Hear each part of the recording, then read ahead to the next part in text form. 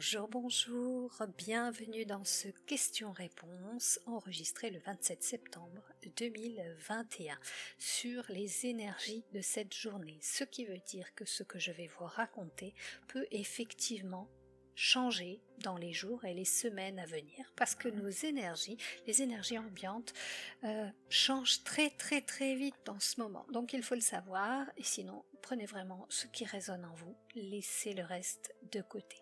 J'ai un petit message tout particulièrement pour les personnes anxieuses, les gens qui craignent, qui sont terrorisés par ce qui se passe en ce moment. Eh bien je vous demande de passer votre chemin parce que je ne suis pas là pour faire peur, pour vous inquiéter, je suis plutôt là pour vous amener dans la bienveillance à passer cette période plutôt chaotique. Voilà. Pour cette capsule, eh bien comme d'habitude, je vais être obligée d'employer un langage codé pour ne pas titiller les censeurs de YouTube. Et en parlant d'eux, je dois vous signaler qu'ils ont changé leurs conditions et que maintenant ils mettent de la pub partout, même si l'on ne le souhaite pas. Donc ne m'en veuillez pas si vous avez de la pub pendant mes capsules vidéo et audio. Voilà. Maintenant je passe aux remerciements parce que j'ai beaucoup de remerciements. Déjà pour les anciens abonnés qui sont toujours fidèles au poste, pour vos commentaires, même si je n'ai pas vraiment eu le temps de répondre à tout le monde. Dès que je vous mets un petit pouce, un cœur, vous savez que je suis passée par là et que peut-être je reviendrai si j'en ai le temps. Pour certains j'ai pu mettre des messages quand j'ai levé le pied un petit peu. Pour les petits nouveaux qui découvrent la chaîne, eh bien, bienvenue parmi nous. Si cela vous plaît, n'hésitez pas à cliquer sur la petite case rouge en bas à droite de votre écran, puis sur la petite cloche afin de recevoir toutes les notifications des publications en temps réel. Et maintenant, un merci spécial pour vous qui avez fait un don en passant par le lien PayPal qui est dans la barre de description. Merci, car grâce à vous, je peux continuer à produire ces capsules vidéo, audio, en étant abonné à un logiciel de montage. Voilà, un grand merci à vous et ça me permet de continuer et puis ça permet aussi ça profite à tout le monde. On en a besoin en ce moment. Concernant vos questions, eh bien j'ai fait un petit tri quand même parce que certaines se recoupaient. Je vais vous les énoncer puis ensuite je vous donnerai les réponses alors que j'ai reçu en canalisation où ça va vous parler directement ou alors je vais vous faire le résumé de ce qu'il m'avait dit. Eh bien on va commencer tout de suite, n'est-ce pas? Donc premier thème, les élections et le gouvernement actuel de France. Alors première question.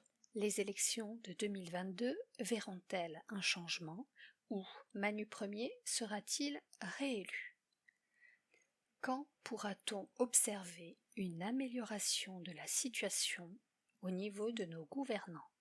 Un changement de système et de fonctionnement est-il à prévoir? Et dernière question, quand? Réponse. Rien n'est moins certain à ce jour. Et d'ailleurs, il est fort probable que ces élections ne se tiennent pas. Vous approchez d'une grande bascule planétaire. Si l'humanité suit la route qu'elle est en train de se tracer, alors de nombreuses élections par le monde n'auront plus lieu, du moins pas avec le modèle auquel vous êtes habitués. Pour ce qui est de la France, attendez-vous à de la pression supplémentaire au fil des jours, comme une menace faite à un enfant turbulent et désobéissant. Ainsi, si vous n'accédez pas aux desiderata du sommet, alors vous serez châtié. Pour l'instant, il tente d'étouffer vos actions à grand renfort de fausses affirmations et voit la proximité du scrutin comme une aubaine, car il se lance dans un nouveau sujet destiné à vous occuper l'esprit. Seulement, ils occultent le fait que nombreux sont ceux qui maintenant ont trouvé d'autres biais de renseignement. Avant les élections, il se passera de nombreux événements qui changeront toute la sphère politique en place.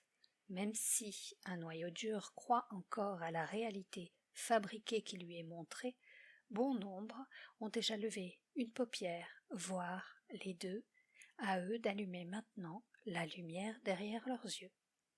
Et cessez donc de vouloir le faire à leur place, cela doit venir de l'intérieur. C'est un câblage qui doit se faire avec leur conscience divine.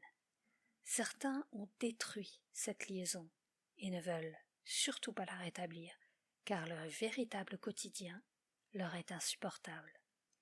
Ils ne sont pas assez élevés pour cela et font partie de ceux qui viennent ici-bas pour être les dommages dits collatéraux de cette mascarade, ou si vous préférez, de la chair à canon. Lorsque nous disons pas assez élevés, nous voulons juste dire qu'ils sont en chemin, car il ne s'agit aucunement de les dénigrer. Il s'agit bien d'une guerre, non contre un agent pathogène, mais contre des entités perverses. Et lorsque votre empereur parlait lui aussi de guerre, il parlait du combat de sa faction contre la vôtre. Le cove n'étant en fait qu'une arme de diversion, voire de dissuasion pour les plus dociles. Nous ne donnerons aucune date, ça c'est la réponse au quand, car elles sont dépendantes de trop de facteurs et cela vous projette dans le futur. Notre souhait est que vous soyez pleinement incarné dans votre présent. Question. Plutôt que gouvernant, justement, j'aspire à un conseil de sage. Est-ce une utopie ou une réalité possible sur notre plan? Va-t-il y avoir une période de chaos sans gouvernement? Réponse. Ceci a déjà été évoqué lors d'une précédente communication, à savoir qu'un gouvernement populaire sera mis en place en transition afin de statuer à la place des marionnettes présentement en poste et qui seront éjectées. Ce ne sera pas encore un conseil des sages, mais véritablement une substitution afin que le pays ne soit pas livré à lui-même. Seulement, l'indiscipline et les égos feront capoter l'union bancale. Vous ne pourrez faire sans avoir à la tête de votre pays des personnes triées sur le volet, ayant une réelle connaissance de la gestion, de la vie du commun des citoyens, et qui auront dans le cœur non pas la soif du pouvoir, mais une réelle volonté de faire croître dans la lumière tout un peuple. Il n'y aura plus de fonction étatique à proprement parler, mais plusieurs conciles respectables en charge de régions à taille humaine. Ces groupes auront des fonctionnements similaires, mais également adaptés aux spécificités du domaine régi. Comment pouvez-vous concevoir que tout le monde soit logé à la même enseigne, quand dans votre pays se trouve une diversité climatique, des paysages différents, une culture rurale et citadine, etc., etc. Ce qui a été produit jusqu'alors dépendait d'une suprématie parisienne, exigeant que les provinces se plient à ses choix.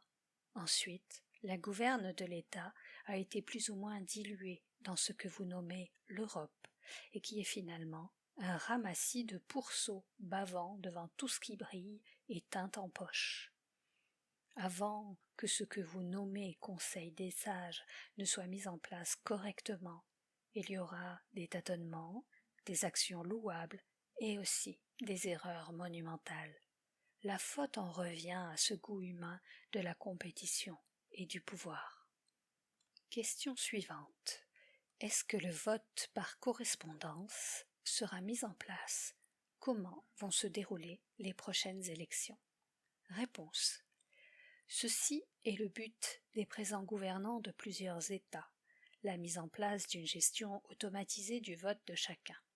Seulement, l'automatisation sera entre les mains d'humains qui auront tout fait par quelques tours de magie d'imposer leur choix aux machines. Le subterfuge est rodé. Voyez ce qui se déroule aux États-Unis.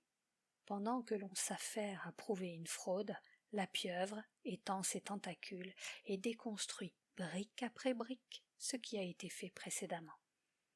Que croyez-vous qu'il se passera dans votre pays? Exactement la même chose, car cela s'est déjà produit, et le tour de passe-passe commence à peine à apparaître dans les milieux éclairés. Ce ne sera certainement pas annoncé aux journaux télévisés. D'ailleurs, il se garde bien de relater la véracité des actions américaines, au risque de mettre la puce à l'oreille de certains humains encore persuadés du bien fondé et de la praticité d'un vote à distance. Question. Les non-piqués vont-ils être privés de vote? Réponse. Ceci est programmé de longue date, mais la stratégie du tout piqué par l'obligation générale qui se profile dans les semaines à venir leur permet de déroger à cette interdiction. En obligeant toute la population, ils vont faire face à une colère sans pareille, mais une fois celle-ci contenue par la force et sans doute par une mise en confinement, ils n'auront pas à se heurter à une nouvelle vague de contestation pour suppression d'un droit démocratique, le vote. De toutes les façons, ils ne feront pas l'économie de la violence dans la rue. Question suivante. Se profile-t-il un krach définitif du système boursier? Réponse. Il y a bien longtemps que l'argent n'est plus, ou alors il est soigneusement caché dans des couloirs sombres sur des rayonnages chargés d'or. Vous vivez depuis des lustres sur de la virtualité. Les flux monétaires sont comme des courants aériens. Comme ils gèrent les climats, ils gèrent l'argent, vous faisant croire à des dérèglements, des krachs boursiers, vous faisant vivre encore dans la peur de tout perdre. Ne vous inquiétez pas pour eux, ils ont les poches pleines. Vous leur avez tout cédé depuis bien longtemps. Ils se rient de vous dans leur somptueuse résidence, bien à l'abri des plaies qu'ils déversent sur vous régulièrement. Une aide par ici, une prime par là, un prêt à taux calculé pour vous, un impôt de solidarité pour les autres. Ils sont aux manettes, tels des enfants. Savez-vous que l'argent n'est rien, juste une invention destinée à maintenir les peuples en dépendance, à créer de la division entre les nantis et les pauvres. La bourse est donc un vaste mensonge planétaire dont les ficelles sont tirées par de riches familles, faisant partie du cercle fermé des puissants. Vous perdrez tout, et alors vous gagnerez votre indépendance. Ils n'auront plus aucun pouvoir sur vous si vous n'avez plus un sou. Car c'est vous qui alimentez les banques et leur permettez ainsi de faire fructifier votre dû. En voyez-vous vraiment la couleur? Pas vraiment, n'est-ce pas? Pourquoi donc veulent-ils supprimer toute transaction de la main à la main? Tout bonnement pour encore plus vous diriger. Vous avez cédé à la praticité de la carte bancaire, aux emprunts, etc. Vous leur avez donc donné un droit de regard sur vos actions, sur vos achats. Toute votre existence est connue, vos habitudes, vos craquages, etc. Cela leur permet de cibler encore plus aisément les appâts publicitaires et de créer des besoins inutiles. Nous ne cessons de vous le dire, soyez autonomes et unis le plus possible. Vous reviendrez à des échanges humains, ce que vous nommez le troc, car c'est ainsi qu'est la vie. Chacun fait bénéficier à l'autre de ses savoirs et de ses richesses. Aucune concurrence n'a sa place. Pour le moment, vous êtes encore dans ce monde matériel, et il s'effrite terriblement. On passe sur un tout autre domaine, on parle de l'eau maintenant. Question donc, y aura-t-il des pénuries d'eau? Réponse. L'eau ne manquera pas en tant que telle. Il serait plutôt important de dire l'eau potable, voilà qui est un tout autre sujet. Sachez qu'en son temps, par le biais de ce canal, nous vous avions parlé de nombreux moyens de contamination. L'eau en est un. Vous savez pertinemment que déjà circulent dans le liquide des substances issues de médications, de résidus de drogue et autres toxiques. Pour soi-disant purifier cette eau, des traitements chimiques lui sont appliqués. Notre conseil est bien évidemment de vous équiper de purificateurs domestiques, afin de retirer tout ce qui n'a pas lieu d'être dans ce liquide censé vous hydrater et nourrir vos cellules. Si vous ne le pouvez pas, veillez à dynamiser votre eau par le biais d'ondes de forme, d'intention également, et surtout de la laisser reposer avant de vous en abreuver. L'eau de source, quant à elle, à moins qu'elle ne soit sur tout son parcours souterraine, souffre d'une pollution atmosphérique non négligeable. Donc, dans l'eau en bouteille, vous trouvez aussi de la contamination.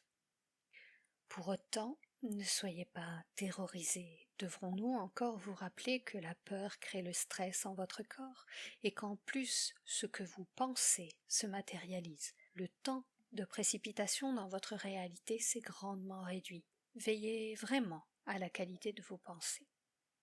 Question suivante.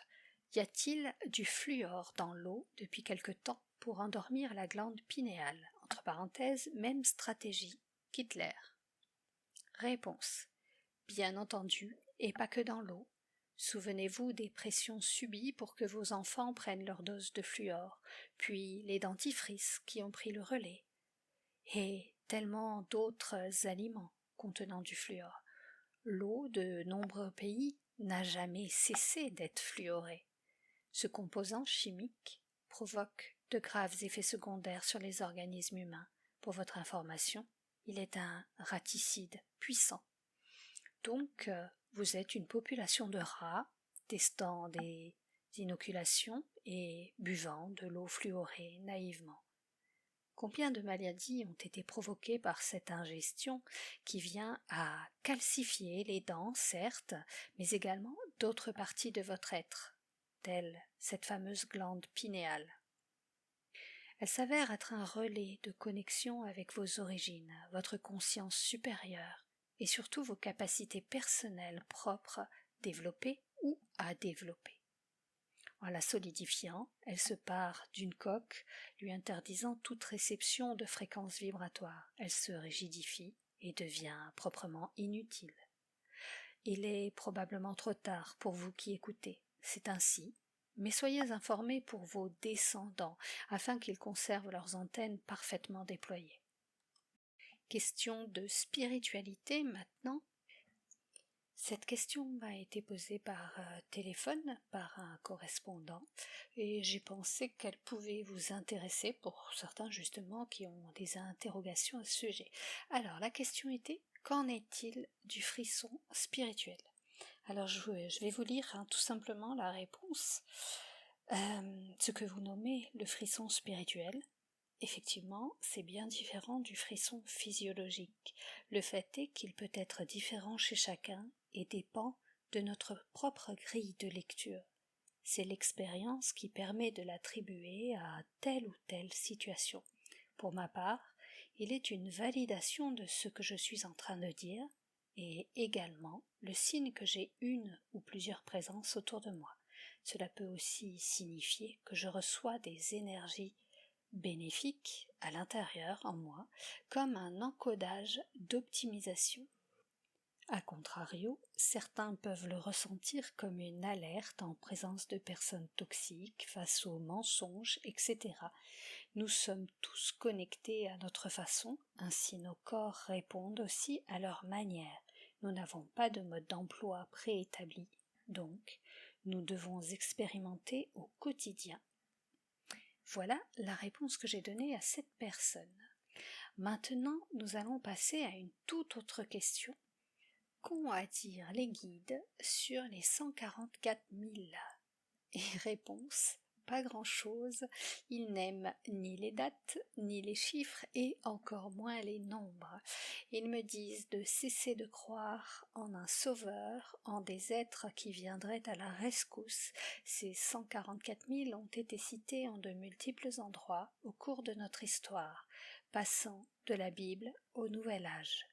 Donc ils disent que non, il n'y a pas 144 000 terriens éveillés, qui sont désignés comme des élus ou en cours d'éveil. Ce serait bien peu finalement, depuis le temps qu'ils nous poussent eux à nous ouvrir et à développer nos capacités. Il n'y a donc pas à attendre ces élus marqués d'un sceau qui ont été désignés. C'est encore une notion très humaine qui vise à séparer les méritants des non méritants. Il nous rappelle que chacun est élu de Dieu et est une émanation de sa puissance. Voilà les amis, ce question-réponse est à présent terminé. je vous invite à mettre en commentaire les questions pour le prochain questions-réponses de la fin octobre. J'espère que celui-ci vous aura donné quelques réponses. N'hésitez pas à liker, à commenter. En likant, en commentant, vous faites monter la chaîne aussi dans les algorithmes de YouTube et ça m'aide particulièrement. Voilà, je vous embrasse tous, je vous souhaite peut-être une bonne soirée ou une bonne journée et je vous dis à très bientôt. Au revoir.